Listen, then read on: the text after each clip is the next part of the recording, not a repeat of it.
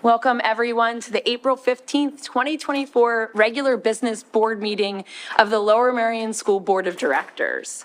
This meeting is available via Zoom webinar. We are live streaming and it is being recorded for video as well as sound for public broadcast after the meeting. All participants via webinar will need to use the chat feature, which will be enabled during audience recognition time period of our agenda. If you're attending this meeting in person, you should be aware that attendees may be recorded at any point in time during the meeting due to the Sunshine Act, which means that remarks you make, even those at your seat, may be recorded by other members of the public during the meeting. The board believes it is in the best interest and the best interest of the students of the district to hear comments from district residents. An opportunity will be given later in the meeting for public comments, both in person and through our chat feature, which will be read by our solicitor, Ms. Brooks. The board strives to be respectful of all individuals. We believe we want to hear your voices, we want to hear each other's voices, and we'll have time for that open discussion and dialogue towards the end of the meeting. So we will also be taking student comments if we have any student comments earlier in the meeting than tonight. Would you like to do your superintendent's report first? I do, but before we do that, before we move into the actual business portion of the meeting, I want to acknowledge the passing of Mr. Timothy Mohan, social studies teacher at Bala-Kinwood Middle School, who passed away on April 3rd. Mr. Mohan was employed by our district since 1993, and during the 30 years that he worked here, he positively impacted the lives of many students and his colleagues as well. We ask that you please keep his family and the BC community in your thoughts at this time. And I want to extend a special thank you to all the folks that rallied together around the staff of Bala-Kinwood when we learned of this teacher's passing. And a big thank you to Mr. Hunter and his administrative team at Bala-Kinwood. It's been a really difficult time, and we thank them. And we also thank the community's indulgence.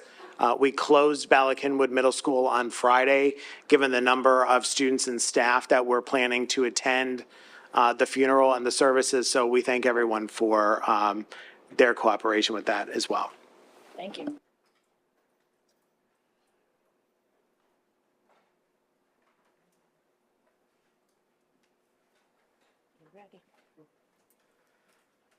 All right, good evening, everyone. I want to walk you through a few things that are going to be on tonight's agenda. So we're in the process of doing some administrative restructuring in the district. At last month's meeting, we rebranded, with the board's approval, 2 positions, making Felicity Hanks, who currently serves as our Human Resources Manager, making her our Director of Human Resources, and Mr. Vic Orlando, who currently serves as our Business Manager, making him our CFO. Both of those titles more accurately reflect the complexity of our district and the complexity of their departments. Tonight, the board is going to be approving the retirement of our Assistant Superintendent, Dr. Alexis McGloin, who won't have to set an alarm next year, but we'll make sure that you're on the snow day calls for sure. And so we're taking this opportunity to rebrand that position as a Chief Academic Officer. The Chief Academic Officer's sole responsibility will be focused on teaching and learning in the district. Megan Schaefer has served the district for many years. She has had a variety of titles over the years, and we're rebranding her position, changing from Assistant to the Superintendent for District Administration to being called the Chief of Staff. What I want to be really clear about as we go through this transformation, we are not adding positions. We're not adding administrative positions to our district. So we're being very intentional as we make these recommendations to the school board that we're abolishing the positions that are being, the titles that are no longer being had. So the administrative head count is not changing. Tonight on the agenda is our special education plan. This is a compliance plan. So the Pennsylvania Department of Education requires districts to have a number of compliance plans. One is the comprehensive plan, one is the special education plan, there's a gifted education plan, there's a professional development plan, and there's a series of other plans. They're very compliance-based. So what's before the board tonight is the plan for compliance purposes. That will get submitted by the district to the Department of Education by May 1st. They will review that plan and kick it back to us if there are any changes that need to be made. That compliance plan must be submitted every 3 years. We know that there is a ton of information that's in that plan, but we also know that there's a ton of information around special education that doesn't live inside that plan. So as we're continuing to build the Lower Merion learning model, that document will contain also a great deal of information about special education. And we'll also be putting together some other resources in collaboration with the Committee for Special Education.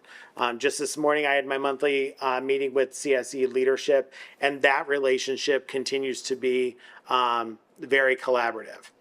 Next year, we're also going to be going into a cycle of strategic planning that will also be focusing on special education in the context of our larger districts, so that we make really overt what our practices are, what we want them to be, and how we get from where we are today to the desired practices that we want in our district. Again, tonight, the approval of this plan is just for compliance purposes. And also tonight, in just a few minutes, Mr. Orlando and I will review the proposed final budget. This is another compliance measure that the Department of Education requires. I want to be really clear that our work to prepare our final budget will go right up until the time that we recommend to the board a final budget. The budget you're going to see tonight is not in its final form. It does not set a tax rate. All it is a procedural step in the budget approval process. We will be making a final recommendation for the final budget for the 24-25 school year, and that will be happening at the June 10th meeting. So tonight, again, it's the proposed final budget prescribed by the state, and then we'll be making we'll be doing a lot more budget work. Actually, when you think about the entire school district budget, this is the time of year where the most intense budget work happens. We're looking at enrollment, we're looking at staffing, we're finalizing everything. As we always do, I want to highlight just a few things. One of the things for, I think it's the 14th or 15th year in a row, we've been named one of the best communities for music. So we want to thank all of our musicians and all the staff, the students, the board for their support, the community for the support, and I believe Ms. Buckman, it's Mr. Kapkin that does the in Ms. Buckman's office does the application for this. We had a youth basketball team comprised of many Lower Merion students, fourth graders in fact, recently participated in the 2024 state championship tournament at Penn State. Lower Merion High School, Brady Slensky has been named the Mainline Boys of the Week. We had author and illustrator Liz Montague at Gladwin Elementary, recently celebrating her work with students.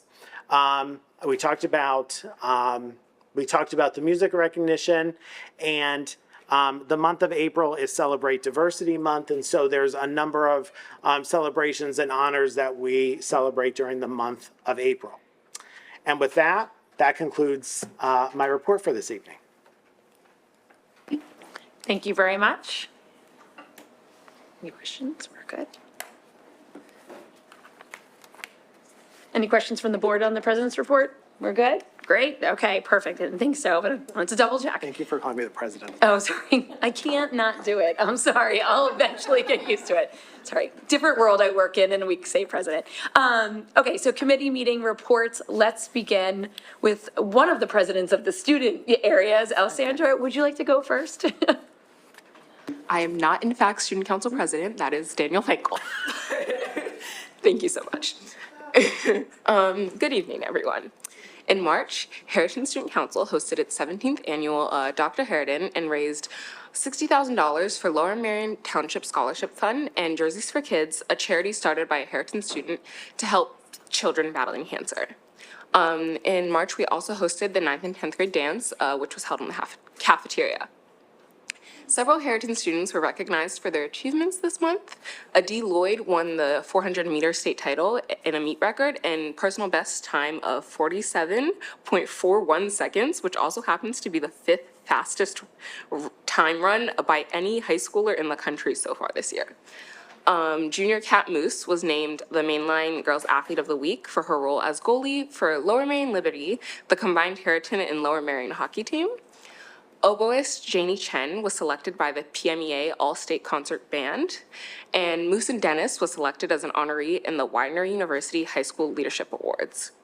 In April, HTC, or Harrington Theater Company, performed their spring musical, 25th Annual Putnam County Spelling Bee, on April 4th, 5th, and 6th.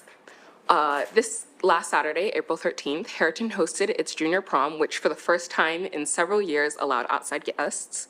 And up next, the Harrington Music Department is getting ready to host its spring concerts in choir, band, and orchestra, as well as jazz band. On April 26th, Student Council will be hosting the HING, girls flag football game named in honor of a former Harrington teacher. This Friday, April 19th, Harrington will host International Night, an event to celebrate the diversity of Harrington's community and a night of food, learning, and trivia. Tomorrow, Harrington Sage, in conjunction with Sage, will be hosting the annual Sage Conference. And Harrington is currently in the process of holding elections for next year's student council officers, with the general election ending on April 25th. As this is my last time speaking before the board, as May 3rd is my last day before senior project, I would like to thank you for giving me the opportunity to be heard and extend my gratitude to the board for all that you do. As always, thank you for your time.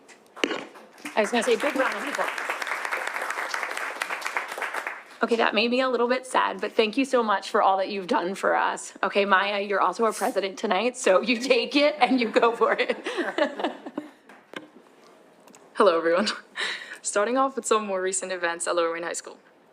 The Aces dressed up in their best spirit wear for the 2024 Lift Up, which took place on Thursday, April 11th. Thriftapalooza took place last week from Wednesday to Friday at the courtyard, where students got the opportunity to purchase previously donated clothes by Lower Merion students for less than $5. It was a great, successful event filled with music, games, and shopping.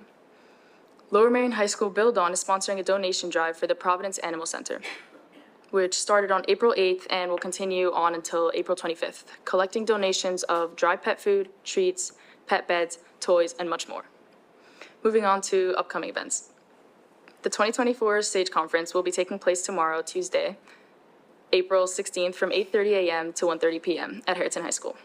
All Lower Merion students will receive free lunch, an all-day student activity, transportation both ways, and service hours. The boys lacrosse team will be having their annual car wash this Sunday, April 21st, from 10 a.m. to 2 p.m. at the Bob Warks Liberty. The Lower Merion boys basketball team and their coaching staff are running a spring clinic for children ages 6 to 14 in the Kobe Gym. These sessions will start taking place on April 21st and will serve as a fundraiser for the Lower Merion Basketball Booster Scholarship Fund. The Lower Merion Players Spring Show, The Outsiders, will start showing on April 25th through April 28th. The 2024 Best Buddies Friendship Walk is on Sunday, April 28th, starting at 9 a.m. at the King of Prussia Mall. The annual Career Symposium will be taking place on Friday, May 17th. This is a great opportunity for students to hear from dynamic speakers and gain first-hand information about future potential career options that await them after high school.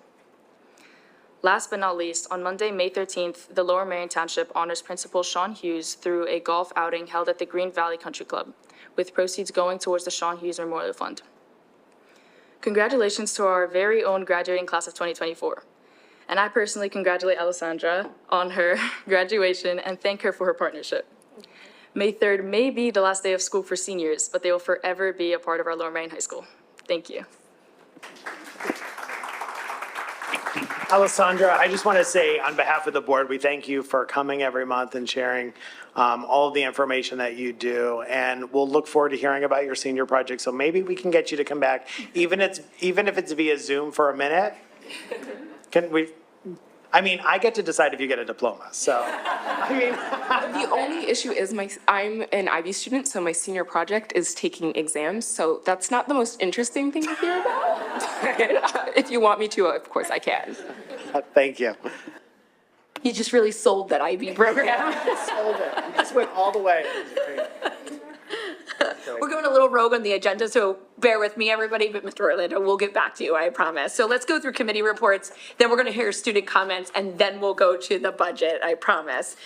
Okay, thank you both very much, that was wonderful. We're gonna have a March 20th update on equity and anti-racism meeting. Abby. Thank you.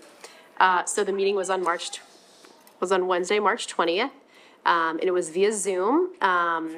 I, Shayna, and Sarah were present, and Ms. James Coles kind of facilitated a discussion around feelings and checking in about feelings and talking about how different colors might sort of describe how people feel. Dr. Yanni and Ms. James Coles also provided an update on the results of the belonging survey, taken by students from grades 5 through 12, and staff. Staff was K through 12. They noted a brief initial, there was an initial overview of the data that will be available in the Making Practices public page on the district's website. And I believe it is available now. And in the coming weeks, there's also going to be some other updates to the website based on the results of the belonging survey. And student services team members, Dr. Lauren Walker and Rich Marta, also with Ms. James Coles, gave a presentation on social emotional learning and equity. And it was that is posted for anyone who's interested. I recommend looking into it because it really goes through quite a bit of what that all means and what goes into it. They discussed mental health, ACEs, adverse childhood experiences, trauma, social emotional structures, responsive classrooms, restorative practices, all of these kind of buzzwords that we use a lot. And there's a good kind of explanation and discussion about what those all are. And ultimately talking about how social emotional learning is embedded into the student's day. So it's not necessarily a breakout, it's sort of part of, it's in the fabric. There was a lot of discussion about what the day looks like and how social emotional learning happens. Again, there's a lot in that presentation. And Ms. Buckman reported on upcoming events, and 2 events on the horizon include, at this point, it's past now, April 9th, which was yesterday? Nope. This week. I don't know what date it is. Last week. Last week. Okay. There was the GSIB Reading Night, which was an evening event at the Belcona Middle School. And then on May 9th, which hasn't happened yet, from 5 to 7, there's an ELD Family Night at the high school. This was the last equity meeting for the year. And thank you to all who attended and for all the work that went into it. Thank you. Thank you very much. Okay, we have a couple more updates. On March 22nd and April 13th, we had a finance committee meeting. Right now, our board member Todd is in Switzerland on a conference. And just for another update, Kimberly is at the PSBA School Ambassadors Project in Germany. So our board is making Lower Merion seen around. PSBA, what does it stand for exactly? Pennsylvania School Board Association. There we go. Thanks, Abby. I'm just kidding. So Dr. Yanni is going to give us an update for the Finance Committee. Sure. Thank you, Dr. Sautner. Given that Mr. Orlando and I are going to present the budget in just a few minutes, at the last 2 budget meetings, at the one in March, we talked about non-personnel expenditures. We talked about where there have been some increases and decreases. Most recently, we talked a little bit more about personnel and where we're seeing some changes in the budget due to enrollment and some programming, and we'll get a little bit more into that in the budget presentation in just a few minutes. Perfect, thank you. Okay, Melanie, on April 5th, we had a policy committee meeting. Would you mind giving us an update on that meeting? Thank you. Yes, our policy meeting was on April 5th, and we had no policies for adoption, but we did have first readings. And a lot of these first readings come down to we're on our work to consolidate and make it easier for people to navigate and find information, so that you'll notice that as I read, policy 133, class rank was moved forward. Policy 155, with a repeal of policy 124, because we're incorporating that together. Policy AR 108, and then that would also, that in consolidation, it would be policy AR 109 and policy AR 105 being combined into that. And policy AR1816, web contact and development, is being reviewed. Those were all moved forward with, based upon discussions and with continued discussion in the second reading.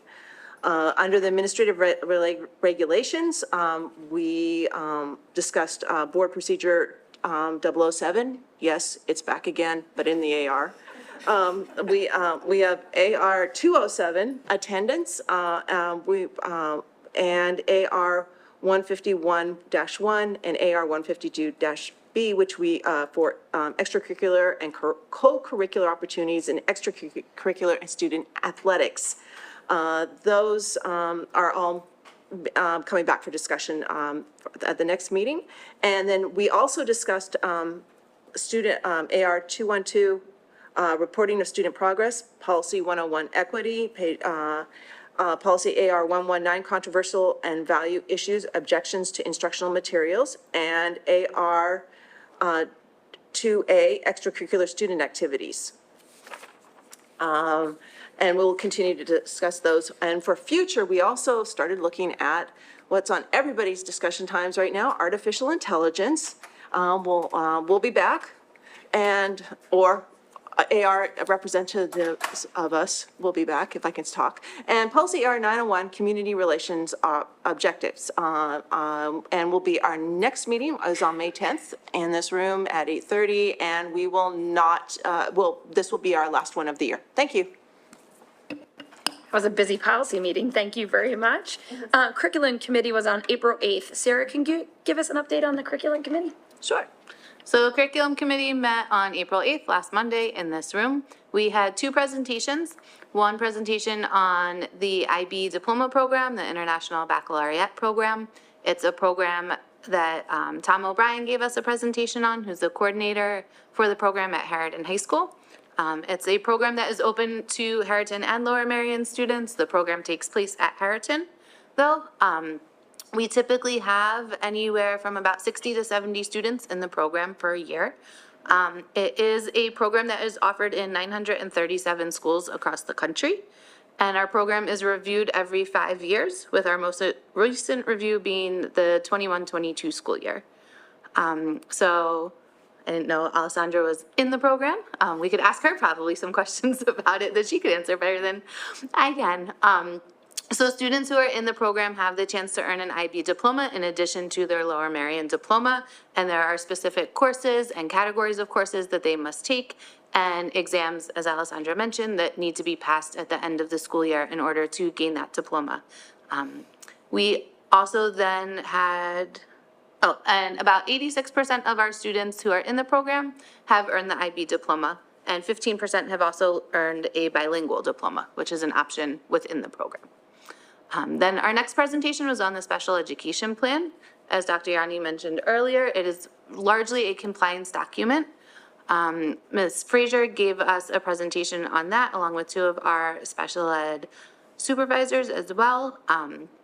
And some of the themes that came out from the community feedback that was requested and, we put out for comments on the plan. There were themes regarding communication and collaboration with families through the IEP process, meaningful inclusion, information about least restrictive environment, and support for executive functioning. So those are all identified in our plan and will be identified even further through the Lower Merion Learning Model. Our next meeting will be on May 13th at 7 o'clock in this room. Thanks. Okay, last but not least, Jason, bring us home with facilities and purchasing that happened on April 11th. Sure, thank you. We looked at the list of bills. We also were presented with a purchasing report. Two things to note on that was our recycling and trash removal. We get trash removal from Lower Merion Township, but we need to go outside. So what we did was we put together with Montgomery County Intermediate Unit a purchasing consortium for that, so we get the best price possible. We also did the same with regards to copy paper as well. We also reviewed an agreement for Accordware, which handles employee benefits. It's something that we've used in the past and that has been successful and is enjoyed by the administration and easy to use for our teachers and administrators. And then we also looked at a quote to renew Visual Sound Smart Software, which is a interactive projector system and smart panels that are in some of the classrooms. Those that don't have the smart panels, it also provides that interactive projector that can be used in the classroom as well. We also looked at a quote from IT regarding Blue Mountain Cyber, where they're going to perform a whole security analysis of our current system regarding cloud usage and provide recommendations as well going forward so that we can make sure that we have what we need regarding cybersecurity. And then the last was, we also looked at an agreement with DSI Medical Services to provide drug and alcohol screening for the district's employees who operate vehicles. So anyone that operates a vehicle, commercial driver's license, we want to make sure that they're drug and alcohol tested. So we worked with that. The next Facilities and Purchasing Committee meeting is going to be held on Thursday, May 16th at 8:30 a.m. in this room, and we encourage and hope that people show up to ask questions. Thank you. Thank you very much. Now, before we go to the budget presentation, we are going to look for student comments. So we typically hold a comment section at the very end of the meeting before any votes for the community, but we know our students need their sleep. So we're going to pull any student comments, and Ms. LaPere will be pulling that right now.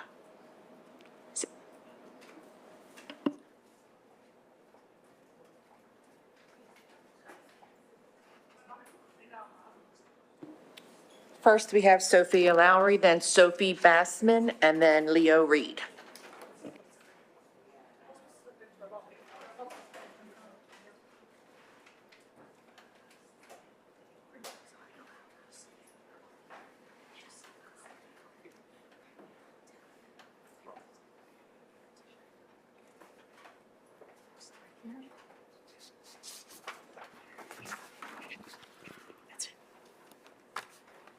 My name's Sophia Lowry, and I'm a ninth grader at Lower Merion High School.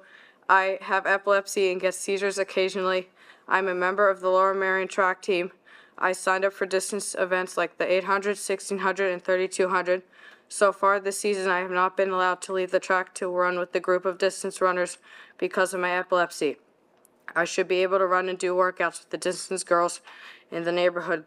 3 reasons why I should be able to run in the neighborhood for track are that I can do it, I'll be with the group, and I won't feel left out.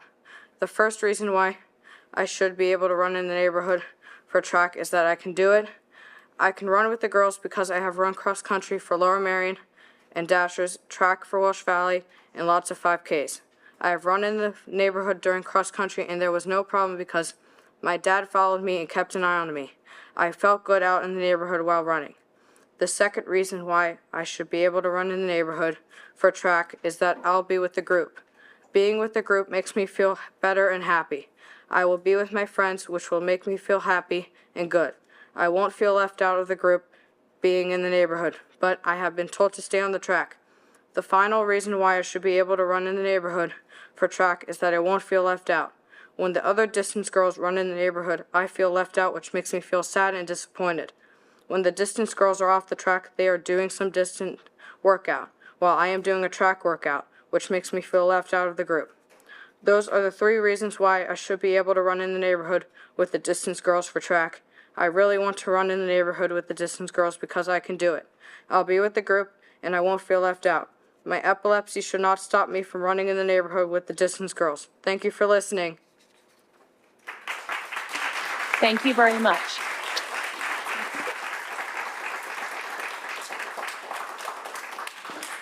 Next, we have Sophie Bassman, then Leo Reed. Do I use any medicine? Okay, great. With who? Amazing. Sophie Bassman, Ardmore. I am 16 and in 10th grade. I'm autistic and also have ADHD, anxiety, blah, blah, blah. I attended Lower Merion schools until the pandemic when my parents enrolled me at Hilltop. Hilltop has been very helpful for me. and it's a special education school filled with kids just like me. The Lower Merion curriculum it needs help. And one of these things which it needs to get better at is it needs to teach autistic students how to function as autistic adults, not how to function as a neurotypical adult, because they're never going to be a neurotypical adult. And trying to teach them how to be a neurotypical adult, teaching them how to master autism, has been shown by studies to just lead to mental distress and, like, even suicide. Self-advocacy skills are another thing which I believe should be built in to the curriculum. It needs to be built in, not just built in, it needs to be built in early. Because you need to ask a kid, hey kid, why are you feeling this way? Are you upset? And you need to teach kid, modeling that way is great as well. Oh, and you can also learn more about a kid for that way. You also can, kids need to know how to tell someone what they are and aren't comfortable with. It is more helpful to teach students to advocate, ask someone what they mean, or ask them to be extremely direct with them. I mean, being able to ask people to be extremely direct with me has helped me a lot more so. And I wasn't really taught that here, when I should have been, because it's been a big help for me. Because I'll never get what somebody's social cues are to the ability a neurotypical would. But if I can learn skills to better function as an autistic, then maybe I'll be a bit closer to be able to become functional, even if I'm maybe not acting like a neurotypical. Other skills that should be taught, some other skills such as knowing when to end a friendship, and when will the conflict pass, and how to deal with a friendship ending. Other things such as boundary respecting is a big one, though I'm guessing that at this point, considering all the news around that in recent years, I'm guessing the schools probably incorporated it more to the curriculum. As a conclusion, I want to summarize my main points last time. The current curriculum being used isn't helpful. Second, autistics should be supported learn how to function with their disorder rather than taught how to be neurotypical. Furthermore, learning to self-advocate is an important skill that needs to be included more in the curriculum. And finally, higher level social skills should be taught earlier and more explicitly. Thank you. Bye. Thank you.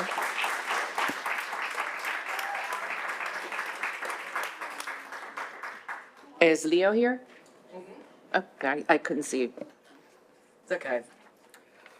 Hi, my name is Leo Reed, and I'm in 8th grade at Kenwood Middle School.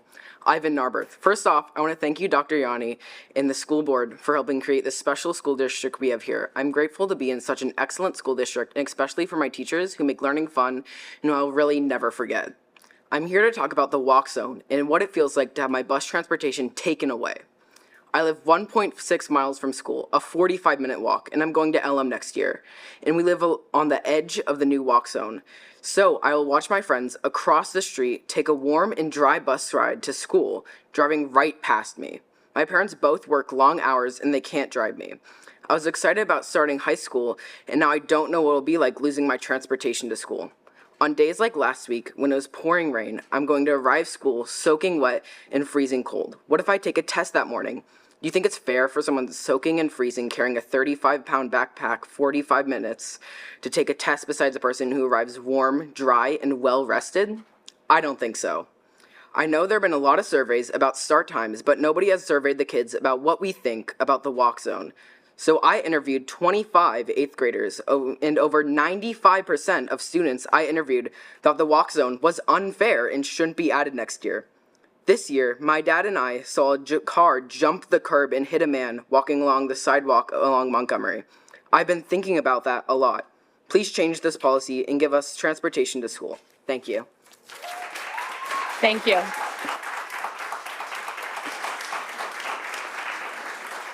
Okay, so that is it for student comments. I just want to always say I'm always so unbelievably impressed by our students. So thank you to the community, to the parents that raise them, and to the teachers that support them to get them to this level. Now, let's move back in the agenda to the budget review presentation by Dr. Yanni and Mr. Orlando.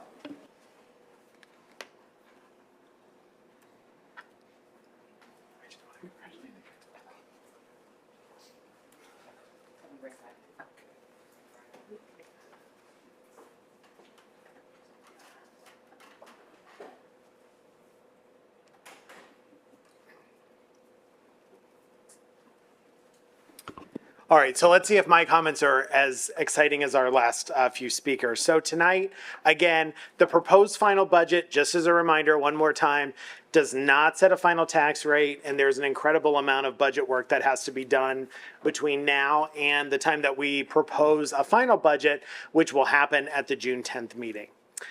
So the 24-25 budget overview is the educational financing plan. So a budget is a list of priorities, and it's a spending plan that really supports our extensive curriculum and learning community. So our curriculars, our extracurriculars. Lower Merion and all Pennsylvania school districts follow a set of requirements laid out by the Department of Education that classify revenues and expenditures, and we'll talk a little bit about that as we go through the presentation.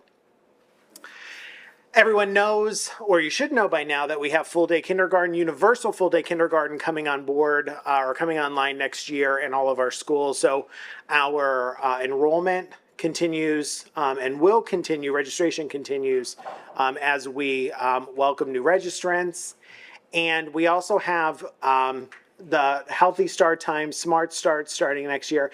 And I didn't mention in my superintendent's report, but I will mention that Dr. Sautner and I had, I think, a very productive meeting with several parents who have been concerned about the walk zone last week. We talked about a lot of points around some decisions around the walk zone, and I'm confident that in the next, hopefully sometime this week, we'll have a lot more communication out to families around that.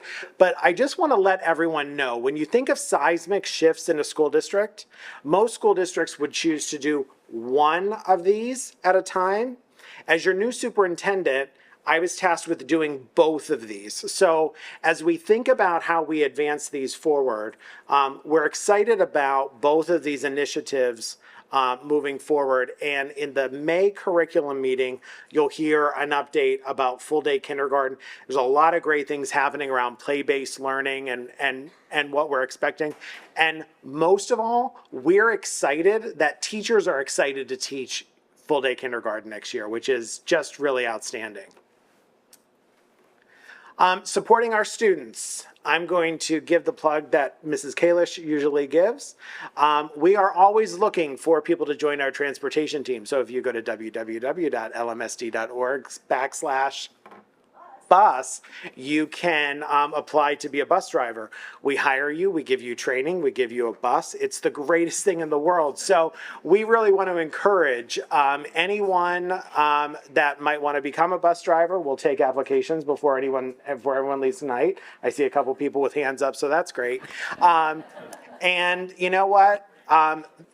We have great kids. And I have to tell you that when I think back to my K-12 experience, I can name all of my bus drivers. Our bus drivers are often the first adult associated with the school that kids see in the morning. So it can be a joyous experience. It can be a harrowing experience to drive a bus full of kids, but we're always looking for bus drivers.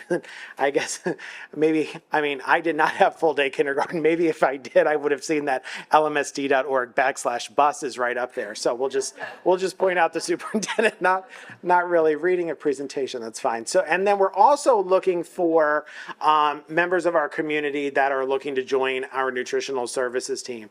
I have to tell you, one of the most joyful departments in our school district is our nutritional services team. Those folks always seem like they have a great time. So if you're looking for a way to join our school district, please continue to think about joining us, lmsd.org/employment. We talked about best instructional practices, and one of the things that I want to highlight, there are so many things that we've been talking about inside our school district over the last couple of months, whether it's been executive functioning, whether it's been policies around special education, policies around behavior, policies and general practices about how we facilitate special education supports and services in our school district. The really exciting thing about building our lower Merion learning model is that it's going to embed all of those things around special education.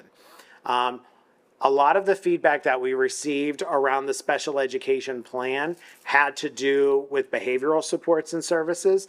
We've committed to taking a look at those policies in the fall with the help of Ms. Schaefer, and we'll make sure that families know when we're going to talk about those policies and when we'll be making those revisions. We've been talking a lot about executive functioning. Executive functioning is more than just staying organized, but it's emotional regulation. It's really all the skills that we have, or we hope we have as adults, to live productive lives. And we know that in general, schools have not done a great job of making those practices universal. And so we're going to be building those things into our core curriculum so that we're teaching executive functioning from the time kids are in kindergarten, because that's how we're going to make a measurable change in our students' experiences. We also have been talking a lot about universal design for learning. So instead of planning a curriculum or a lesson and then retrofitting it to meet the needs of kids, universal design for learning really says, here are the kids in front of me, and here's the content I have to teach. How do we put those two things together? And when we elevate all kids, we make better experiences for all kids. So you'll be hearing a lot more from me over the next 60 to 90 days around the Lower Merion learning model and how we're really building everything based upon universal design for learning, because that's how we're going to improve our school district, not just for our students that receive special education supports and services, but for all students. Miss Rubin uses the example, I think it's Miss Rubin, about curb cuts. Curb cuts in a sidewalk are good for everybody, right? That's what universal design for learning is. When we make instruction, when we make curriculum, when we make lessons good for anybody, we make it better for everybody. We know that we have committed ourselves to continuous improvement. So back in January, I held our inaugural State of the District, where I took a look at my evaluation of our strategic plan all forward and said, here's this robust plan that's been laid out. Where are we in terms of meeting the demands of this plan, and what is it that we have to do moving forward to make sure that where we're not meeting the demands of the plan, that we can ramp up our work. That recording is still up online, but as we think about this idea of continuous improvement, we'll be going into a cycle of strategic planning next year where we can lay out very clearly where we are as a school district, where we want to be, and then conduct that gap analysis and say, how do we get from where we are today to where we want to go in a year, in 3 years, and in 5 years. And just in terms of a budget calendar, and I'll turn it over to Mr. Orlando in just a few seconds here, but we've been meeting monthly since January to talk about the budget. We've gone through each part of the budget. Last week, we had our Finance Committee meeting on Friday. Tonight, we're going to ask for approval of the proposed final budget. We have another Finance Committee meeting coming up on the 17th of May, and at that time, we're going to talk about areas of the budget that are important but that don't get a lot of conversation, what our reserves are, what our fund balances are, what our capital reserve transfers will look like, and then, as I said, we'll be bringing a final budget to the board for approval on the 10th of June. Keep in mind that every year school districts have to approve their annual budget by the 30th of June. Last week, Ms. Thomas, Ms. Schaffmeister, and I had the opportunity to go to Pennsylvania School Board's Advocacy Day in Harrisburg. It does not look like we're going to have a state budget by June 30th, but it does look like sometime over the summer. So, but I think we'll be in really good shape to finalize our budget well in advance of that. Just a couple important budget highlights. We did not file a preliminary budget this year, and that is a path that you take if you choose to go above the Act 1 index. So the Act 1 index is a percentage established by the state every year. This year, it's 5.3%, and we said as a district that any budget that we would bring forward for final adoption would not include a millage rate that would exceed a tax increase of 5.3%. So we did not do a full preliminary budget. We continue to have some challenges due to a number of factors we'll talk about in a minute here. And we continue to plan not only for the near term, but longer term goals. So when we're building a budget, even though we're building a budget for school year 24-25, we're thinking about budget 25-26 and 26-27 and 27-28. On February 6th, Governor Shapiro gave his budget address. Many of you know that there was a recent court decision that said the way that Pennsylvania funds its schools is not constitutional. And so the governor's budget really seeks to fund in a better way many districts that were underfunded. So the lion's share of new money coming from the state next year is going to go to districts that have been historically underfunded. That means districts like Lower Merion and other districts with relative wealth, our increases are very small in terms of increased subsidy from the state, while some other districts that have been underfunded are getting some sizable increases. Stimulus dollars, all of the ESSER ARP money that's been out has to be spent by September 2024. So there's been an influx of stimulus dollars as a result of the pandemic. All of that money will be gone by September. We know that we have to watch enrollment. So we have universal full day kindergarten coming online.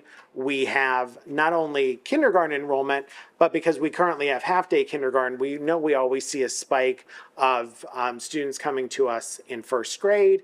And then we have the option, if we need it, to do some high school partner schooling. But because of choice, the way the choice numbers have come in, we put a pin in that. We've not advanced that yet. In terms of the real estate market, our district is almost completely reliant on the housing market, the real estate market. We've lost about $10 million in assessed value just this fiscal year. That does not mean that you see a $10 million decrease in the amount of tax revenue that we receive. It means in the whatever billions of dollars we have in assessed value across the entire township, there's been a $10 million decrease. And we're starting to see more large commercial properties be successful with downward assessments, which means we're going to continue to bring in less revenue because of those reassessments. We've enjoyed, as most districts have, the high interest rates. Interest rates have started to drop, and there's a projection. So between now and the time that we approve the final budget, we will have a better idea from PFM where we think the revenue shifts will happen because of reduced interest rates and labor negotiations. So we have 2 contracts that expire on June 30th. Lower Merion Education Association, that's our wall-to-wall labor union, that's our professional and our support staff. And then we have LaMosa, which is our administrative staff. Their agreement also expires in June. So there's a lot going on. Building a budget is always complex work. It's made a little bit more complex by some changes in state funding, the real estate market, interest rates, and also negotiating 2 contracts at the same time. And with that, I'm going to turn it over to Mr. Orlando. Thank you.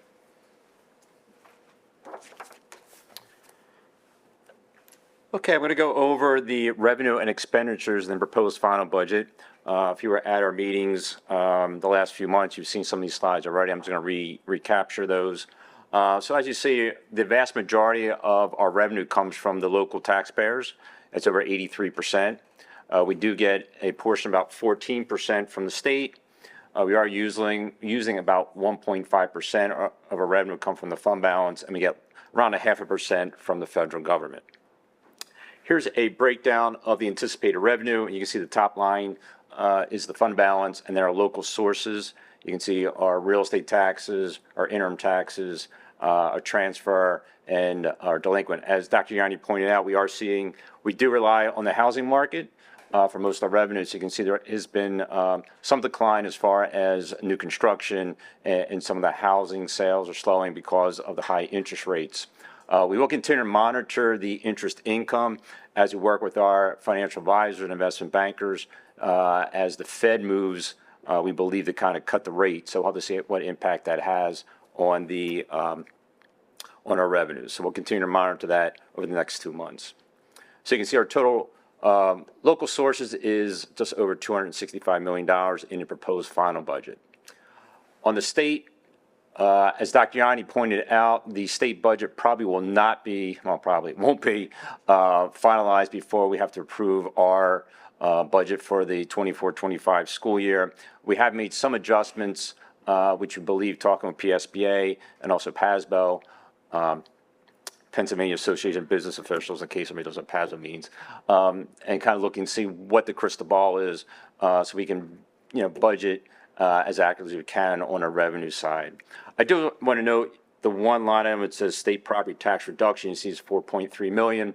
In this year's budget, the Secretary of Budget needs to certify that allocation. That has not happened. It's actually today, April 15th. Happy Tax Day to everybody out there, fellow CPAs out there. Just throw that joke out there.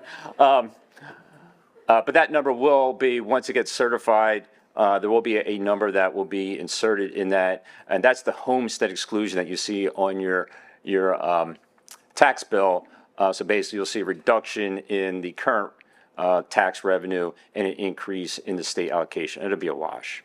So that's about $44.7 million. And then the federal sources, you can see there's a decline of about $700,000. That reflect the end of the stimulus funding, which will conclude in the 23-24 year. So our total revenues is $312 million, and if we add the fund balance, it brings us about $317 million. There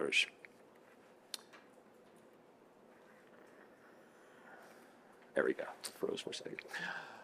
So the other part of the budget is the expenditure side, and the state accounting manual has us show it in two different ways. One's called a function, and one's called an object. So this chart here is a pie chart of the expenditure side, which is $329,036,051. And you can see on the left-hand side, we have a legend over there that shows you what the different categories are. So 58% of our budget comes from instruction. So you can see it's regular ed, special ed, vocational education, or summer programs, and the alternative ed.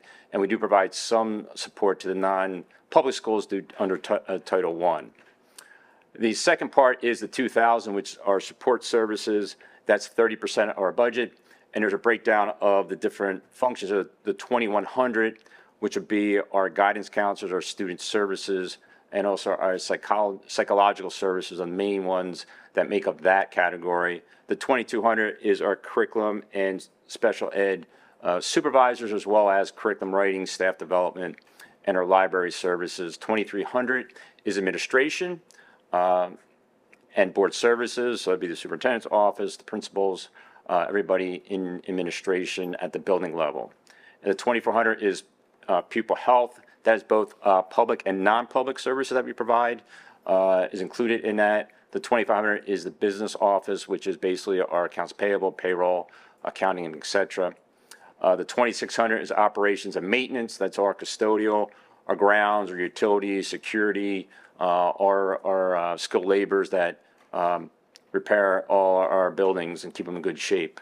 The 2,700 is the student transportation. That is public, non-public, and special education services, transportation services. The 2,800 is most of our human resources department and our information technology department. And 2,900 is mostly made up our campus recess aides under 2,900. And the 3,000 series is our non-instructional. So student activities be all our athletic programs, our clubs, and our community services is all of our crossing guards and our community pool. And then under the 5,000 series is our debt service, any type of interfund transfers, any type of refund of prior year expenditures. The second pie chart is based by object, and you can see the objects, the vast majority is personnel. So I think as mentioned before, we have probably 1,500, 1,600 employees here. 77% is salaries and benefits, and that's the first two categories, the 1 and 200 objects. The 300 is any purchase professional and technical services. That will be any consultants that we use, legal counsel, the intermediate unit services they have for most of our special ed department. Our 400 is our purchase property services. That would be our maintenance, rental, and some of our utilities such as water and sewer. The 500 other purchase services is our tuition for both VOTEC, charter schools, out-of-district placements for special ed, as well as contracted transportations make up most of that category. 600 is supplies, so obviously supplies is one of them, as well as our IT items such as Chromebooks, laptops, iPads, any software subscriptions that we have comes under that, as well as books and periodicals. 700 would be property, which mostly uses equipment of operations, whether it's custodial equipment or grounds equipment. 800 objects would be any type of dues and fees for an association, our debt service, interest, as well as our lease arrangements and interest would be there under 800. And 900 would be other uses, which would be our principal for our debt service and our lease arrangements, as well as any type of fund transfers. This chart here just breaks out those objects. You can see this now is in form of dollars. So you can see the vast majority, 77%, is object 100 and 200. And you can see the total budget, again, is in the proposed final budget is $329,036,051. So if you take the revenues and the fund balance less the expenditures, the amount to balance the budget is $11,734,664 with a millage value of $7,739,523, would increase the mills required by 1.5162, and the millage rate then we propose is 33.911 mills, which is about a 4.68, 4.69 increase. And our budget expenditures from the current year to the proposed for next year is a little over 2.6%. A median household roughly about an assessed value of $250,000 would see an increase of about $380 based upon the proposed final budget. And then as Dr. Yanni mentioned, our last steps tonight, the board as a compliance has to approve a final budget this evening that will be posted and available for public view. And then we have on May 17th, our next finance committee, we'll talk about reserves, fund balance, and capital reserve transfer. And then on June 10th, that is the date for the final budget adoption and approval. At that point in time, the board, anytime between now and June 10th, could modify, revise the budget as so big. And I'm just going to open it up to questions. Any questions from the board? Shayna?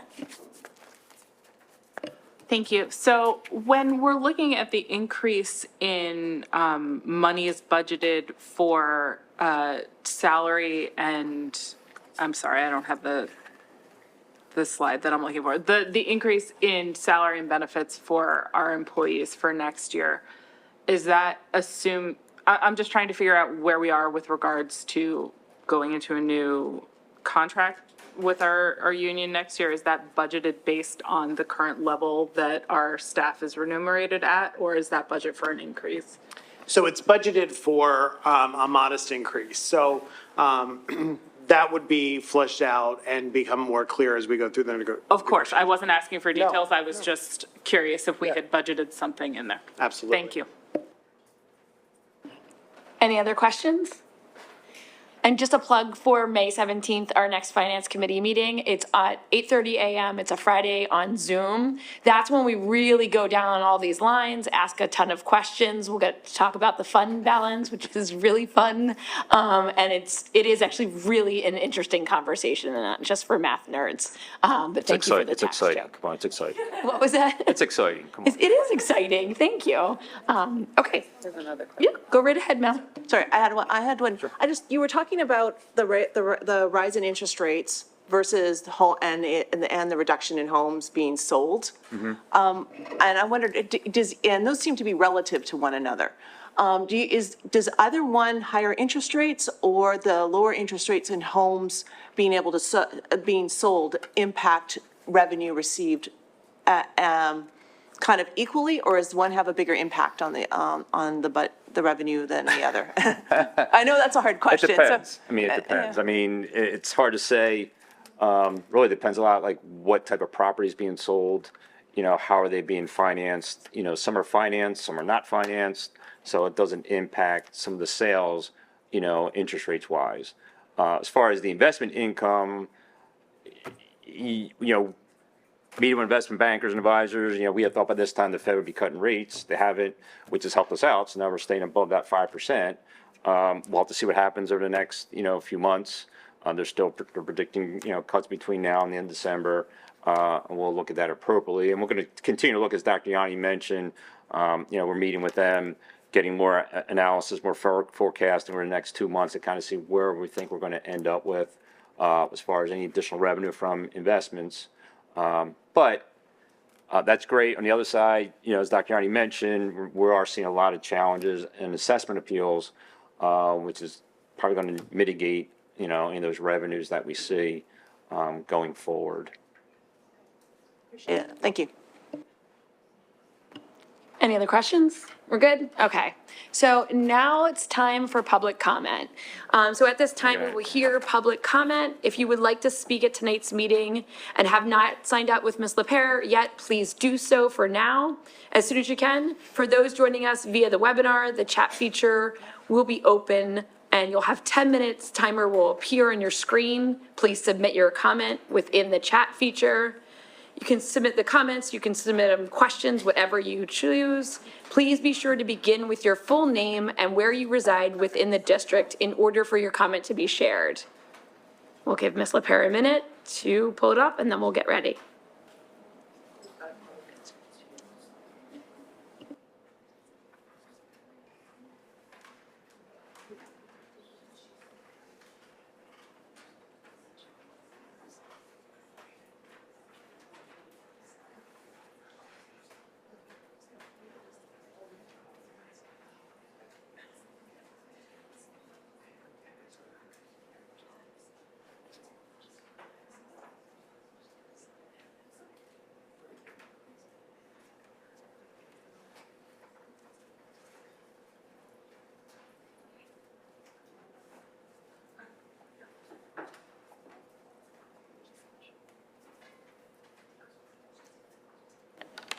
We're going to have Caroline come up first, and then after Caroline, we have Colleen Bertrand, and then Jamie Bassman.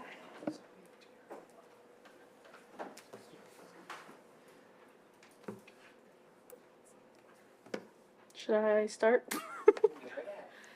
Hi, everyone. I hope you're having a good night and good start to your week. I'm Caroline Borgia from Narberth. I'm a graduate of Lower Merion High School, specifically the class of 2019. My disability has been a major part of my life, and through it all, I have met and been surrounded by so many other disabled peers, some of whom I am still talking to today.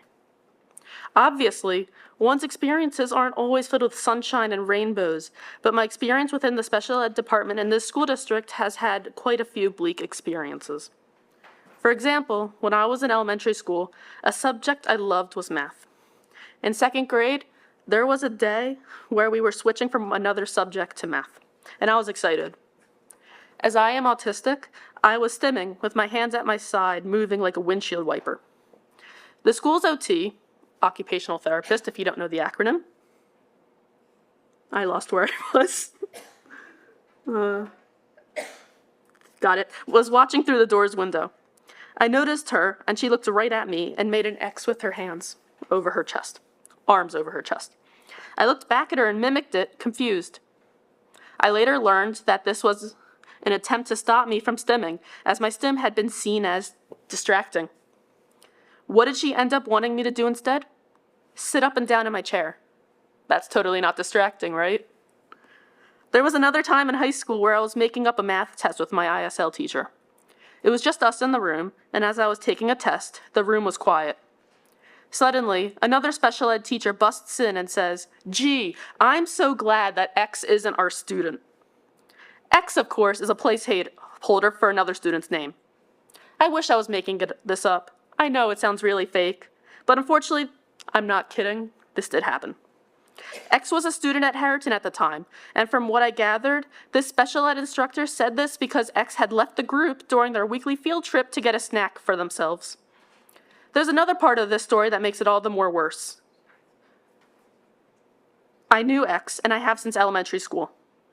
Actually, I still know them.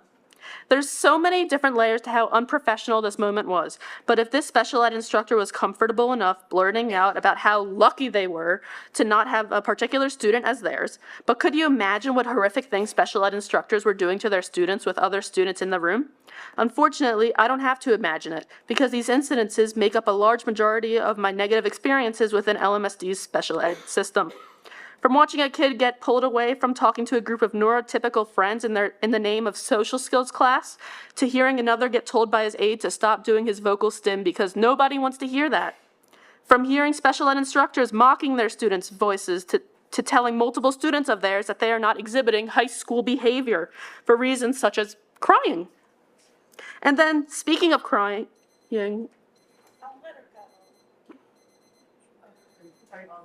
yeah. Okay. And then, speaking of crying, from watching a girl crying terribly while writing on a piece of paper with the words, "I will not cry," written above her head, to watching kids getting locked up in closets with tears pouring from their eyes. Yes, these incidences all happened over 5 years ago. Yes, they may be fixed now. Yes, things have changed, but there's also a chance that things have not. And if that's the case, then we can't keep failing them. Something needs to be done. Nobody should be treated the way I've seen some students in special ed be treated, and nobody should have to uncomfortably bear witness to it in fear that one day that might be them. That's the fear that I had running through my veins throughout my entire time in the school district. Nobody should have to live through that. Thank you. Thank you. Colleen Bertrand, Jamie Bassman, and Kara Herman.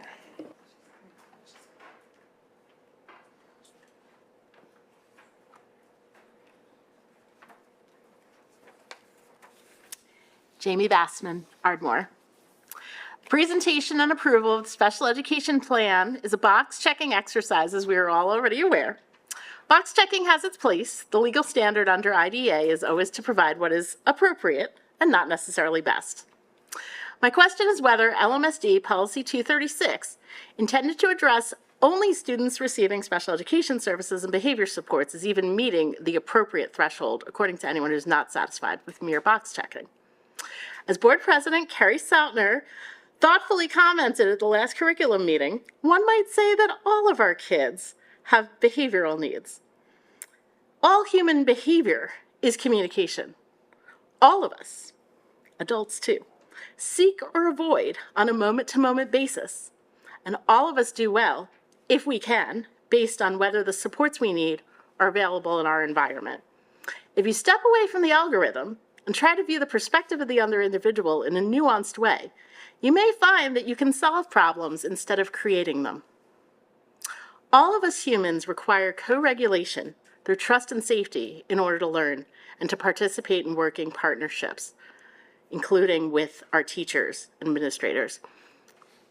Otherwise, we quickly go into fight or flight mode, eventually causing harm if we do not remove ourselves from the situation. Harm is caused by action or oftentimes by inaction. Everyone wants to decrease the cost of due process, the cost of settlements, and the emotional cost of families being implicitly or explicitly forced to leave the district. No one has ever done a deep dive to proactively figure out why this keeps happening. Moving from appropriate to best means every single employee of this district needs to recognize the role of the brain, body, and the environment, which is now considered best practice. The ability to learn is short-circuited when the environment causes mistrust, distress, and trauma. And P.S., being restrained can cause a lifetime of trauma. It is my hope that board members commit to a full revision of Policy 236 and hold a forum without special education administrators, principals, or vice principals present, where individuals can speak more freely and without fear of retaliation on this topic. I am hopeful that with the current superintendent and board in place, we can know better and do better. Thank you. Thank you. Kara Herman, Ruth Jenkins, David Caroline.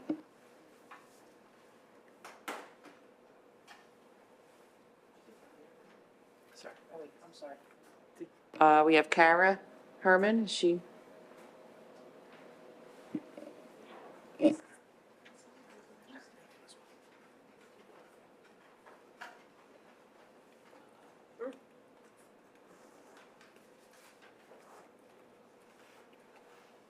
Hello, my name is Kara Herman. I'm from Ballackinwood. I'm the current president of the Committee for Special Education here at Lower Merion School District. And I just wanted to come tonight to inform our community about CSC's involvement in the special education plan process thus far, and to let everyone know that the CSC was sent the plan and formally asked for review and provide feedback by the district. When that happened, we did communicate the plan to our committee's broad membership via our email listserv, inviting stakeholders to provide anonymous feedback to the district through the CSC as a mechanism if they chose to do so, if they wanted that anonymity. We also were invited to serve on the steering committee. So two of our executive officers did serve on the steering committee for this plan draft and attended one meeting. We did compile written feedback, a 15-page document actually that was submitted last week for consideration to be implemented to the plan. That was a lot of feedback, 15 pages here and there. So we thank you for taking the time to read through it all in detail. Right now we're attending ongoing meetings led by Dr. Yanni. As he referenced earlier in the meeting tonight, we are discussing creating new documents outside of this state plan, which is pretty inflexible and very technical in nature. This plan, we're hoping, will define the Lower Merion School District special education services in greater detail. This initiative is intended to provide nuance and clarity to parent, guardian, student community, as well as provide a written reference for district teachers, staff, and administrators to refer back to. We're hoping to do more work with that over the summer rather, and have a working document in place in time for fall for the start of the new year. And in conclusion, I just wanted to say that we look forward to working together today and in the future to better the Lower Merion School District experience for all students of all abilities. Thank you very much. Thank you. We have Ruth Jenkins. I know she's back there. I can see her. Okay. Then David, then Samantha Florent.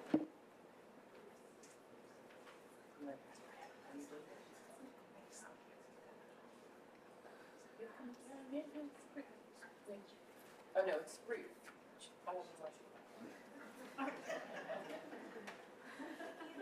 Hi, Ruth. How are you? I'm good. How are you? Good evening, everybody. I'm here for a different topic. My neighborhood has requested that I speak to the board about the speeding that's going on again. If it was a lull for a while, but the students are speeding in our neighborhood, and we have a wonderful neighborhood of young children, old-fashioned neighborhood where the kids actually play in the street and on the sidewalk and in the yards, and they're all over the place. The high school students have been speeding, and they also have not stopping at the stop signs on each of the corners. And the garbage is from their lunch or whatever it is that they have, they're leaving it out on the sidewalk. So I just wanted to bring that up, and also we have commented to Dr. Johnson as well, but I am speaking for the neighborhood tonight. And I know that it's not something that all the students do. It's a few students that just need to be reminded that we live here in this neighborhood and that they need to respect that. Thank you. Thank you. Okay, David, Caroline, then Samantha Florent, and I'm going to say this wrong. Is it Kiara Mazovis? It's very hard to hear you. Yeah, I think you might have skipped someone's name before. I- There was some questions about that. I called her like a couple times. That's okay. It's okay. Can you not hear me? Me? My voice you can't hear? Sorry about that. Colleen, you can come up. David, I feel so bad. David, if you want to go first, you can. I'm so sorry. Thank you. Thank you so much. My name is Colleen Bertrand. I live in Wynwood.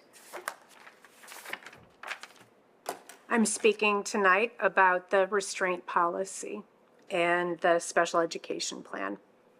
In the 2011-2012 school year, my oldest son, Miles, was a second grader at Marion Elementary School. This is Miles. Mustang Respect notes complaining about Miles's behavior came home almost daily.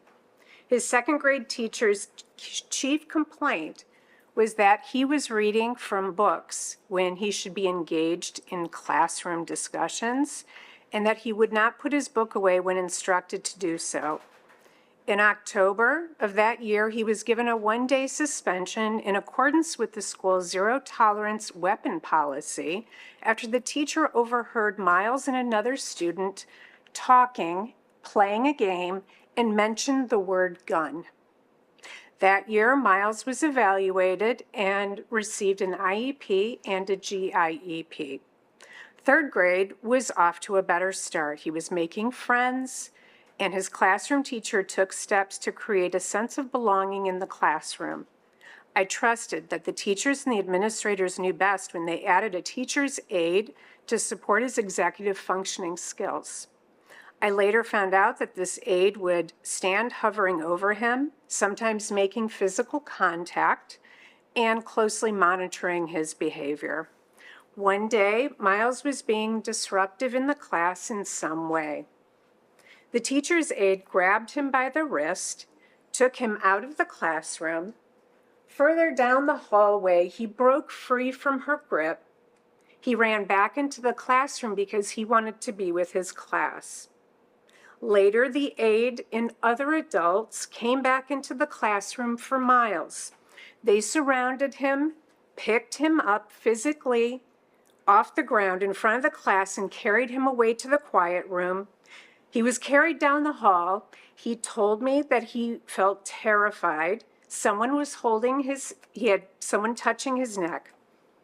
Through luck or grace, I was connected to Kathy Grayson, a respected educational consultant and national expert on Asperger's syndrome, now called autism spectrum disorder. My family paid Kathy to work with us in the school. She looked at the IEP and said it was utterly inappropriate for him and it needed to be revised right away. I've shared these experiences on several occasions over the years. It's very painful to do this, but each time I'm hopeful that the system can learn from its mistakes and other people don't have to suffer these impacts. Unfortunately, I still hear about restraints. I still hear the problem. Miles, if you're watching on this live stream, which you said you were going to, I deeply apologize for not listening to what you were trying to communicate to me. If I would have known back at that time what I know now, I would have done differently. We can do so much better than this. Thank you so much. We can Appreciate do a lot it. better than this. Okay, dare I say, David? You can come on up. Then we have Samantha, then Kiara, and then Steve. All right, fifth time's the charm. Thank you. Actually, I want to start by just acknowledging the passing of Dr. Moen, who was one of my son's teachers last year. It's a big loss to the community, so thank you, Dr. Yanni. I also want to recognize how inspiring it is to hear the students who were speaking and advocating for themselves, if they're not here, but that was very inspiring. Thank you. So good evening. My name is David Caroline. My wife Mara and I are parents of a 9th grader at Lower Marion High School, and we have 3 other children as well. We live in Marion Station. I'm here tonight and speaking to you in my capacity as the co-chair of the Lower Merion School District's Jewish Families Association. You may or may not have heard of the Jewish Family Association, the JFA. Although it sounds like a typical affinity group, in fact, no such organization existed in our school district before the new year. That is because prior to late December, there was no overwhelming need for Jewish families to come together to advocate for themselves. That need was only realized on December 22nd, 2023, after Lower Merion High School permitted the publication of an opinion piece that twisted history, demonized the state of Israel, and functionally, if not directly, called for fellow students to stand against the existence of the Jewish state, the homeland of half of the world's Jewish population. In response to that publication, I, along with 150 parent signatories, responded in a letter to Drs. Johnson and Yanni and to this board. That incident also galvanized us to form an association of parents within the district, now numbering in the hundreds. I, along with my co-chair, Danny Shaw, who is, I think, joining by Zoom, and the other 10 members of our board, several of whom are here tonight, have been actively advocating for the safety and well-being of our children. Our mission is to represent the families of Jewish students in the district. Our goal is to ensure the physical safety, educational integrity, and developmental well-being of all students. And we have certain declared unifying principles, among them to work collaboratively with Lower Merion School District and our schools to the fullest extent possible. To that end, although our origins came about through troubling events, we have been fortunate to find a true partner in Dr. Steve Yanni. He has shown tremendous willingness to partner with us to learn more about Jewish identity and Jewish history and to understand the challenges we face as a people, even here in Lower Merion. Dr. Yanni and his staff have engaged with all of the concerns we have raised relating to anti-Semitic incidents reported in the school district, but most importantly, he understands that what all our children are being taught is what matters most. As an example, Dr. Yanni is working together with several of our members to plan events and education for the upcoming Jewish History Month. We think there is still a long way to go, but we remain encouraged that Jewish students and families in the Lower Merion School District will not be forgotten and will always feel a sense of belonging here, despite the rising tide of hatred towards Jews and Israel spreading through all parts of our country. I appreciate the opportunity to address you all today, to formally introduce our organization to the board, some of whom are here in person and others by video, and to encourage you to reach out to me, Danny, or any of us with questions, concerns, or suggestions. Much of our work to date has been behind the scenes, but going forward, if I could just have one more second, going forward, please expect to hear from us regularly so we can keep you up to date on future concerns or incidents, but also to share successes. And thank you all for the work that you're all doing for the district. Thank you.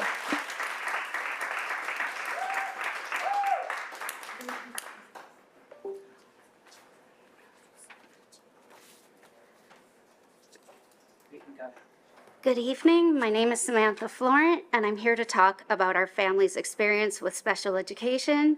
I moved here with my husband and 2 neurotypical children in 2014. My son is in 10th grade and my daughter's in 9th grade, and they both have a diagnosis of post-traumatic stress disorder caused by the school environment. And the school environments that traumatized them were Gladwin and Penn Valley Elementary.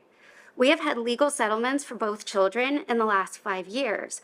There is not enough time in 3 minutes to fully explain what happened, but our children who had previously lived overseas and were experiencing culture shock were physically assaulted by other students over 2 years at 2 different schools. We kept reporting the assaults, but they continued to occur, which led our children to believe that school staff had decided it was acceptable for them to be hurt and afraid every day. There were multiple mistakes that led to the need for a settlement, but the 2 worst ones were a lack of compliance with the law and poor legal advice. I believe the effect they have on special education outcomes is not discussed enough. In our dealings with the school district, we experienced district staff misinterpreting and incorrectly applying state and federal laws. 2 state laws we are aware were not followed are the sections of the Pennsylvania Code relating to evaluation timelines and homebound instruction. The federal laws they did not comply with were the Individuals with Disabilities Education Act, known as the IDEA, and the Family Education Rights and Privacy Act, which is abbreviated as FERPA. They failed to comply with the IDEA by not acknowledging and providing services for the children's mental health disability, and they refused to provide access to required documents during a FERPA request. The district also weaponized the truancy process against us twice to avoid providing homebound instruction or a settlement. As a result of this, our children's civil rights were violated on multiple occasions. In addition to this, our discussions with the district were impeded by the poor advice they received from their attorneys. My husband and I always understood that this was a personal injury case with eggshell skull claimants being litigated under special education laws, but the district did not. They wasted both time and money on a case they could not win. The law firm that advised them on our case was the same one who said the district could still take part of Stoneleigh by eminent domain after the Pennsylvania legislature specifically passed a law aimed to prevent this. I would like to see the school district engage a competent law firm to represent them. I believe getting good legal advice is an important step towards understanding and complying with the laws that impose obligations upon them. Thank you very much. Thank you.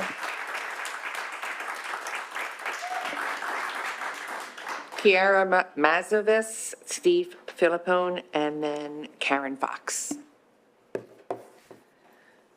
Good evening. I'm a parent of a student enrolled in your special education program. He has Down syndrome. I read the plan and I sent in some comments. Thank you for taking them into consideration. The plan per se looks good, but what is in writing is actually not what is happening at your school. I think you need to know that. One of the things that are absolutely lacking is communication, and I asked in my feedback that communication becomes a key point in the special education program. A lot of us parents, I asked a lot of our fellow parents, parents of kids with special needs, to tell me if they agreed with me, with us, with a lot of us. We don't know what happens at school with our kids, with the classroom, who is staying with them, who's not staying with them. There have been a lot of turnover with teachers. I would say if any of you has kids, I'm sure some of you do. Some of you has kids with special needs probably. If you had kids who were 1, 2, or 3 years old and you sent them to daycare, you would want to know who they were with.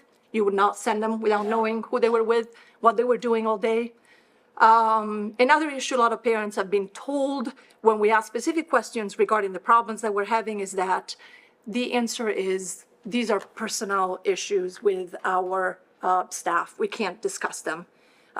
It's not just an example of what happened with me and with my kid and with other kids in a particular incident, but also other kids that I spoke to, other parents I spoke to today, last week when I told them I was coming here to speak in front of all of you, and they said, please tell them that you have our full support is happening with us as well. One of the things, another issue in the plan and the education, the special education at the high school level, and I specifically speak about the high school level because we had a great experience in elementary school and in middle school, but high school, and I know that Dr. Yanni knows this, we've talked to him a lot about this, and I know that he's been trying to help us a lot, is that we are told that our kids tell us they watch videos all the time and movies, they listen to music. Academically, they are not growing. They're not doing anything but that at school. So my kid who's been here for the past 3 years, he has been doing the same thing over and over again. I had to ask repeatedly the teachers to send homework at school, asking them what they do at school, we're not told.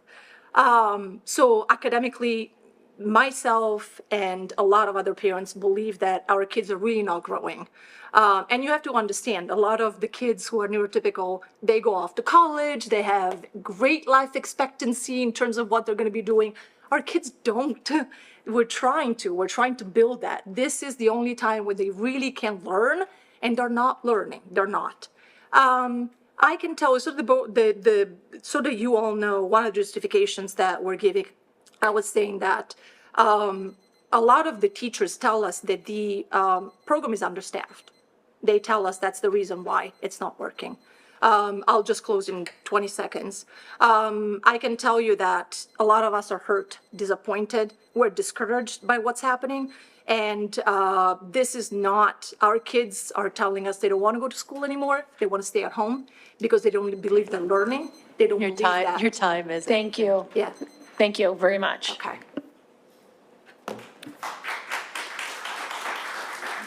Steve, then Karen Fox, and then we have Talia Nissim. Yes. I'm sorry. Hi, my name's Steve Philippone. I'm from Penn Valley. I heard Dr. Yanni speak earlier about the two seismic things that are happening in the district, the kindergarten program and the Late Start Initiative. And those are enormous things, but I don't want those things to happen at the expense of 500 students on buses. So the expanded walk zone is what I'm here to talk about again. You guys have seen me here last 3 months. I'm still very concerned about safety. I come from Penn Valley and I'm the vice president of March Civic, so I've heard from other constituents about this concern. Montgomery Avenue, I don't know how PennDOT ruled on it. I know that you guys have gotten some correspondence and we're going to expect some emails soon on that. But Montgomery, in my opinion, is not a safe walking route. There's been a number of pedestrian incidents on Montgomery Avenue. Just from where I'm coming from, just crossing the driveway apron at Wawa in the morning is like a near-death experience every time. So we would need like a crossing guard just to get across that driveway.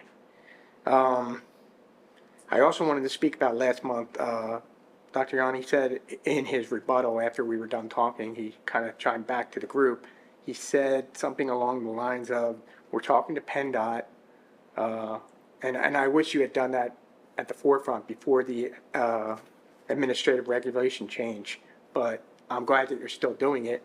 But in your rebuttal, you said something along the lines of, we're doing this, we don't have to do it, but it's in your administrative regs. It says right there under Roman numeral 2.5, it says, certified by the Pennsylvania Department of Transportation for hazard, that constitutes a hazardous walk. So we need to talk to PennDOT, so we can't really get around that.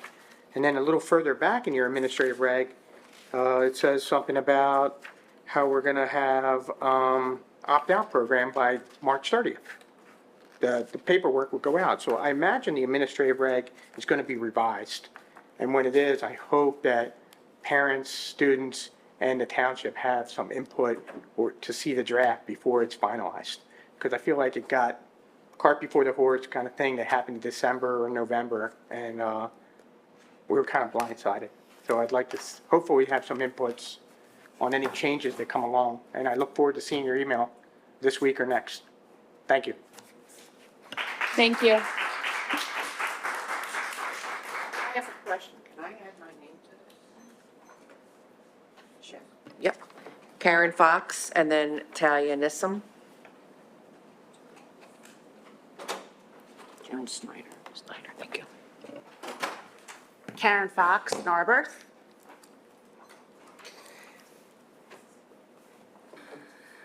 I've been here about 19 years in this district, and that includes time when my daughter was transitioning from the MCIU to here. In that time, I've seen, experienced, and witnessed horrors that the average person has difficulty believing.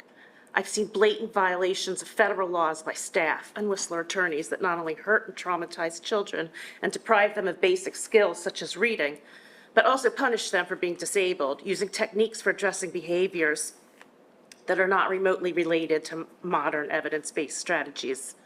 I've seen and experienced a deep lack of knowledge and understanding from administration, staff, and school boards, but more concerning has been the lack of desire to learn, to follow laws, to do right by the children who attend this district. Basic morals and values, let alone laws, have been denied. Instead, disabled students have been physically, emotionally, educationally abused, some to the point of becoming suicidal. Then, of course, comes what Lower Merion has been known for years: lying, hiding, manipulating, manufacturing data, and more, all to cover up what they're doing to kids, from parents, from the state, and anyone else who cares about kids. Intimidation, the crushing of dissent, retaliation, that's generally the way things go. The one consistency in the last few decades has been Whistler Pearlstein. The law firm best served financially by bad attitude, ignorance, law-breaking, a toxic environment for disabled students, and the destruction, both financially and emotionally, of families fighting for their children's most basic civil rights. Administrations changed, entire school boards have changed, superintendents have changed, but there was always Whistler billing their hours. The mental illness and behavior issues, as well as trauma that has been inflicted upon children and their families under the watch and support of these attorneys, especially with our current special ed administration, cannot be understated. In my 6 years as president of the Committee for Special Ed, I worked with special ed administration and Whistler attorneys. I participated in multiple special ed plans, all of which were tampered with before presentation for the rubber stamping. Special ed inventories, where I learned the district possesses so many of the programs our students can use to learn, but instead hides them. Meetings with superintendents and others, initial interviews with school staff and administration in the application process, and so much more. I've been here to see smart Black kids kept in special ed classes that are more like storage. I was here for the discovery of the absolutely illegal restraints and seclusions happening throughout our district, in our screen rooms, where students were abused to the point of being suicidal. Even our lame Pennsylvania regulations for restraint and seclusion aren't followed. My experience has always been that this district admits nothing, instead fighting everything to death in courtrooms. The guilty parties rarely have ever faced consequences, and anything written on paper is more likely to be ignored than implemented. That includes this say nothing, do nothing, intentionally vague special ed plan. We live in a district with an abundance of experts in the disability field in all areas. Unfortunately, none are receiving a lower Merion paycheck. These experts time is up. have always offered their services for free. Thank you very much. Appreciate it.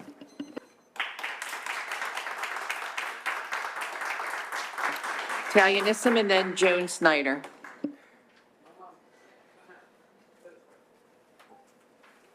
Hi, I'm Talia Nassim. I'm also on the JFA, but I just have a personal question for my son. He's currently being evaluated for behavioral issues and emotional regulation. And one of the things I'm hoping that he's going to be receiving is some OT, but it's not for, handwriting and motor skills. He's a sensory kid. And I just want to make sure that whoever is in charge of OT over here is taking that into account and not just working on school skills, but also the sensory is a huge deal. And I think it's a huge deal for a lot of kids now coming out of COVID. So I just wanted to maybe make that aware to everybody. Thank you. Thank you. I'm sorry, Joan Snyder?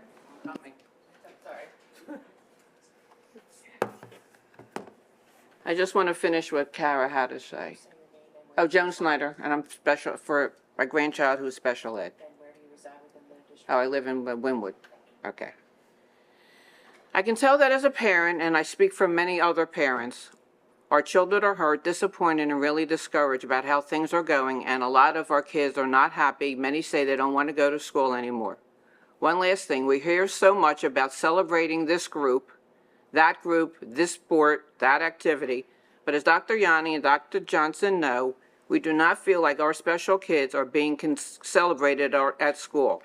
As a school district, we really should try to find ways to celebrate the beauty of our kids, not only in a special event or in their group only, but with everyone else, and they should not be hidden in the corner of a stage like it happened this past January.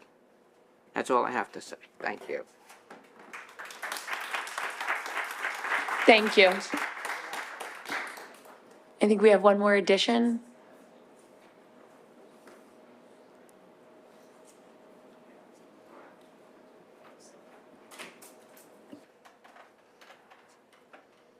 Okay.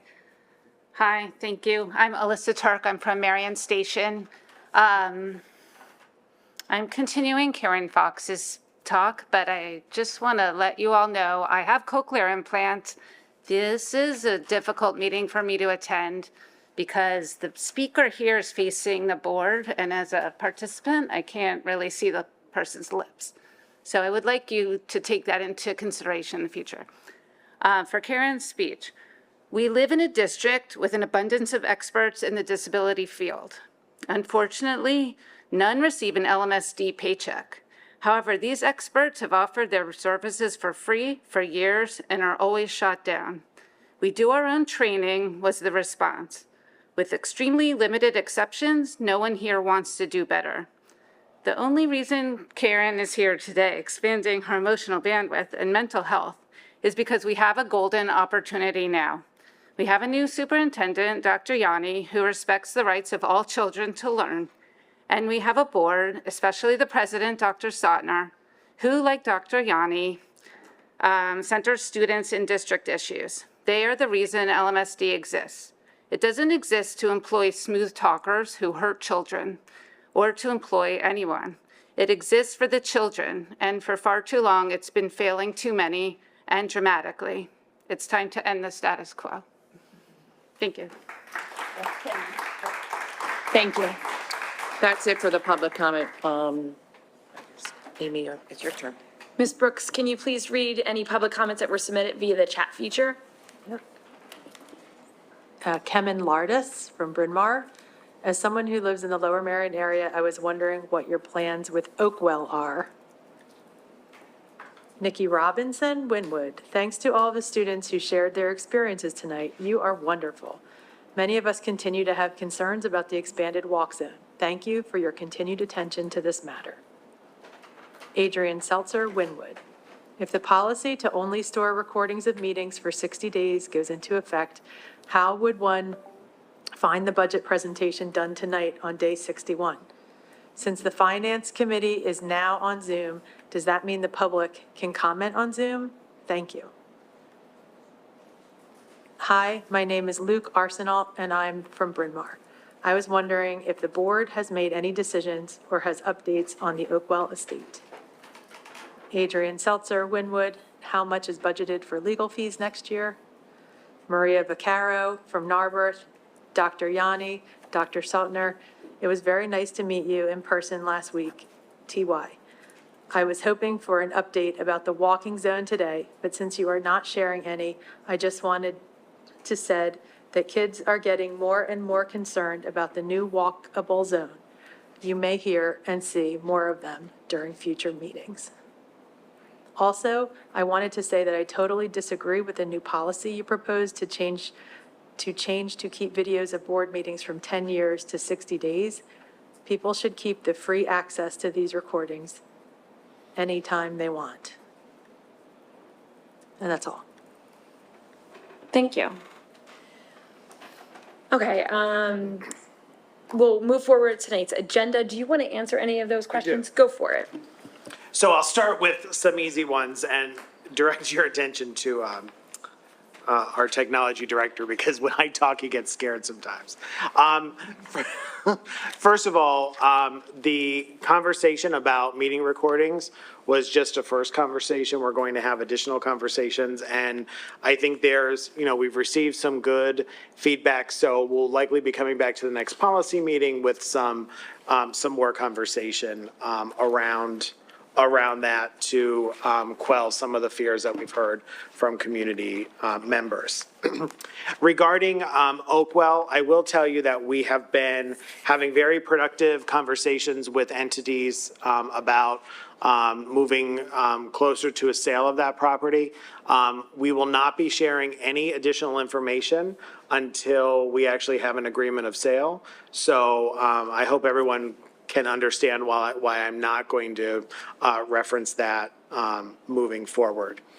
Thank you to the community member that talked about setting up the room a little bit differently. When we think about universal design, I think that goes also for the way we set up rooms. And so I think, this room does have sort of an odd feel the way we're set up. So, although Ms. LaPere is about to head off on vacation this week, I do think if I give her some graph paper and tell her to redesign the room, she will certainly do that.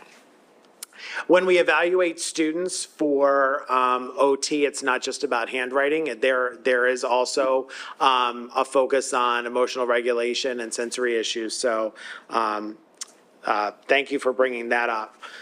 In terms of talking about PennDOT, let me clarify when I say we didn't have to do what we did. We actually went a couple steps further and had some routes that were previously labeled as hazardous and some that were labeled as non-hazardous, reevaluated just because of changing conditions. We've paused on the opt-out. That will come out with the information, but before we make any changes, we'll be having much more conversation about that. In terms of special education being understaffed, as we're going through the budget process this year, I've been doing things a little bit differently, and we've been looking at not just staffing based on numbers of students, but on needs of students, right? Because when we just look at numbers of students, that doesn't necessarily or should not necessarily dictate staffing. We actually have to look at what the needs of those students are, because we could have one or two students that have incredibly complex needs that might require more staffing than what it looks like on paper. And as in terms of communication, I'm a former elementary teacher, a former middle school teacher, and there's a natural drop-off of communication. I do think in general, we need to look at the way we're communicating, not just in special education, but for all students as students transition from elementary to middle school to high school, because we're still talking about kids, right? And so as we finish up this school year, we're talking about, as a leadership team, how do we improve communication so that parents, guardians, and caregivers continue to feel in the loop as kids transition to middle school and high school. And that's even more important for students that have some intricate needs and students that might not be able to communicate on their own to their parents or caregivers. And so we want to make sure that we have some more processes in place so that we can point people to say, here's how you should be communicating, here's how often you should be communicating, and then seek some feedback on that. There were some conversations tonight and previously about how the district deals with a law firm. So many superintendents allow themselves to be run by a law firm. I don't do that. I don't work for Whistler Pearlstein. I don't work for Amy. I don't work for Ken. I don't work for Ed. I work for the board. And so the legal firm will take direction from me, not me taking legal direction from the firm. And I don't want to put you on the spot, but have I been clear about how I operate? Yeah, yes, absolutely. Okay, thank you. Thank you, David, for introducing the JFA. It's really been a pleasure getting to know all of you. I agree, we came together under because of a not so great circumstance, but I think we're moving together under great circumstances, and it's great getting to know some of you as we work together. I want to thank Kara Herman and the officers of the CSE. We meet monthly, and just like my meetings with the ISC, I see Lisa Prosnitz there, that's usually on the calendar for an hour. It usually goes much longer, but thank you to Kara and all the members of CSE. Your collaboration is invaluable. Policy 236, when we're talking about student behavior, we do need to think about student behavior in terms of responding to students' behavior in a larger context than just students that might have a disability in terms of behavior, right? Because all behavior is communication. And so as we take a look at policy 236 and we commit ourselves to universal design for learning, we absolutely will be focusing on more than just special education students. Thank you. Wonderful.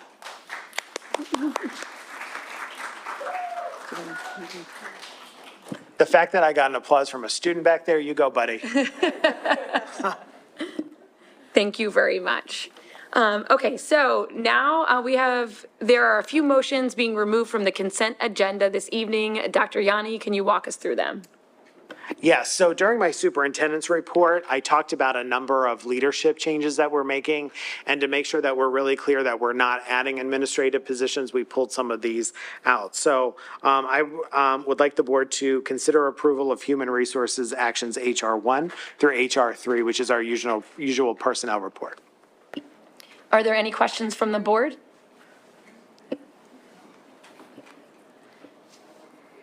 I apologize. HR 1 through HR 3 they're lettered in the agenda. Are we talking about number 8? Number 8, B, C? 8A. Oh, I'm sorry, 8A, I'm sorry. Okay, I'm sorry. thank you. Great question. Are there any other questions from the board? Sorry. Nope, okay. Do we have a motion to approve? So moved. A second? Second. All in favor? Aye. Any opposed? Abstentions? Okay, motion passes. I'd like a motion for 8B. It's recommended that the Board of School Directors abolish the position of Assistant Superintendent effective July 1st, 2024. Are there any questions from the board? Do I have a motion to approve? So moved. Thank you. All in favor? Aye. Opposed? Abstentions? Motion passes. 8C, creation of the Chief Academic Officer position. It is recommended that the Board of School Directors create the Chief Academic Officer position effective July 1st, 2024, along with the attached job description. Are there any questions from the board? Okay, do I have a motion to approve? So moved. A second? Second. All in favor? Aye. Opposed? Abstentions? Motion passes. 8D, create Chief of Staff position. It is recommended that the Board of School Directors create the Chief of Staff position effective July 1st, 2024. Are there any questions from the board? So do I have a motion to approve? So moved. Do I have a second? Second. I was like, Jason, go, your mic's on. All in favor? Aye. Opposed? Abstentions? Motion passes. 8E, it's recommended that the Board of School Directors approve the transfer of Megan Schaefer from Assistant to the Superintendent position to the Chief of Staff position effective July 1st, 2024. Compensation will be in accordance with Ms. Schaefer's current contract. Are there any questions from the board? Do I have a motion to approve? So moved. A second? Second. All in favor? Aye. Opposed? Abstentions? Can I say congratulations, Megan? Congratulations, Ms. Schaefer. I told her after we approved her title, I expected to see like a little squiggly thing coming from her ear and a code name for me as I walk out, kind of like the FBI. Not really. Listen, Getting late, I'm sorry. listen, you get me from 8 a.m. to 8 p.m. After 8 p.m., you don't know what you're going to get. But I can tell you I'm a fun superintendent, right? Am I right? Ms. Cavalier, am I good? All right.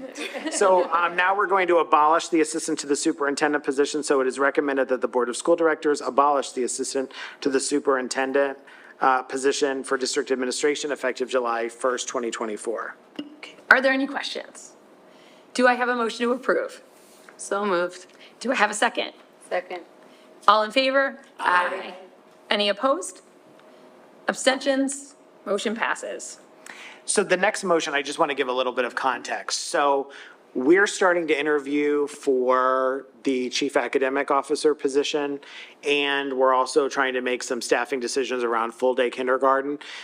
There's a level of trust between the board and me as a team of 10 to be able to make some hiring decisions for budgeted positions in between board meetings. So if people are coming from other districts, we can start that 60-day time check. I just want to be clear to the community before I make any hires, the way I communicate with the board, they would be well informed of any changes that we're making. So 8G, authorize the superintendent and human resources manager, director of human resources to hire staff for budgeted positions between the regular business board meetings, and be it resolved that such hires will be affirmed at the next available regular business board meeting. This authorization will remain in effect until September 30th, 2024. Are there any questions? Do I have a motion to approve? Yes. Thank you. A second? Second. All in favor? Aye. Opposed? Abstentions? Motion passes.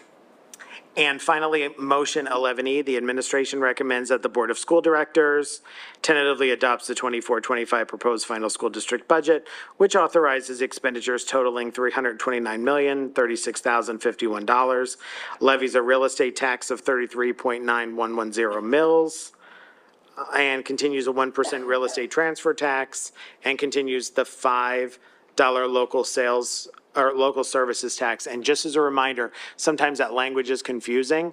Despite all of that, nothing is said until we approve the final budget. Are there any questions? Do I have a motion to approve? Aye. Second? Second. All in favor? Aye. Opposed? Abstentions? Motion passes. Before we go on, I just want to take a moment to say, over the last couple of meetings, we've transferred some people into positions called chief of something. And so, we're not trying to be bougie. We're not trying to be private school-esque. What I am doing is setting up a leadership team that is going to be nimble and agile so that we can respond more quickly and fully to concerns that we hear from the community, and also empower people in positions to do their jobs. I feel really strongly about empowering our leadership team. And so if anyone's wondering why we made those changes, that's why.